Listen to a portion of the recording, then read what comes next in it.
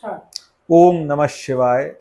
पुष्पदंत भगवान शिव को अपनी आराधना और अपनी पूजा और अपने जो वचन हैं वो अर्पित कर रहे हैं भगवान के आगे। वो कह रहे हैं कि जो मैं आपका गुणगान कर रहा हूँ वह सही नहीं है, मैं जानता हूँ, वह पूर्ण नहीं है, मैं जानता हूँ, क्योंकि मुझे आपके रूप का, आपके स्वरूप का पूर्ण ज्ञान नहीं है। लेकिन वो साथ में एक और बात कहते हैं कि इस स्वरूप का ज्ञान किसी को भी नहीं है। और उन्होंने यहाँ तक कह डाला कि जो देवताओं के गुरु हैं और सबके गुरु हैं, जो गुरु बृहस्पति हैं, और बृहस्पति जो हैं वो भी आपके गुणों का पूर्णतः ज्ञान नहीं रखते, क्योंकि वो भी आपका पार नहीं पा सकते। बहुत सुंदर कहते हैं, मधुस्फीता वाचा परम अमृतम निर्मितवतः।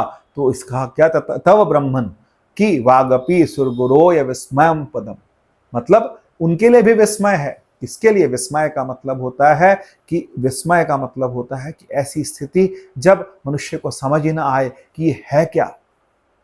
ऐसी ही स्थिति है परमात्मा, ऐसा ही है परमात्मा कि उसके बारे में जो है, जिसके लिए बहुत सुंदर कहा है कि विस्माद की स्थिति होती है। विस्माद का मतलब होता है आश्चर्य होता है, और आश्चर्य के साथ साथ थोड़ा सा क्या उत्साह भी बहुत अधिक होता है, और ऐसी स्थिति होती है कि हम उसको समझा नहीं पाते। ऐसे ही परमात्मा का भी, शिव का भी स्वरूप जो है वो कहते हैं मैं भी नहीं समझा सकता, गुरु भी नहीं समझा सकते, और देवगुरु बृहस्पति भी उसको पूरा पूरा नहीं समझा सकते, क्योंकि आप जो हैं बुद्धि से गम्य है। बुद्धि उतना ही समझा सकती है जितना बुद्धि में हो, बुद्धि से भी गम्य है।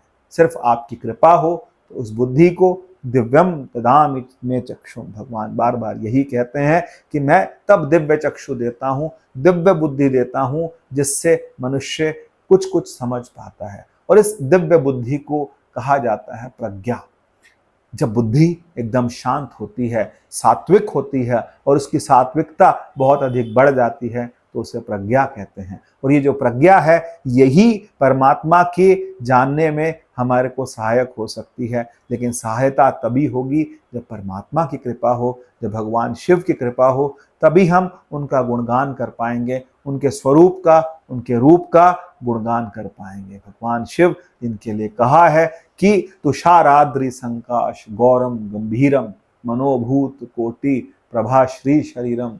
तो भगवान जो हैं वो कहाँ पर बैठे हैं? भगवान जो श्वेत, कौन सा श्वेत? कहते हैं बर्फ के पहाड़ के ऊपर, बर्फ के बीच में बैठे हैं। और गिरा ज्ञान गोतीत, वो गिरा से, ज्ञान से, गो से, सब चीजों से क्या है? अतीत हैं। उनका स्वरूप जानना बहुत मुश्किल है।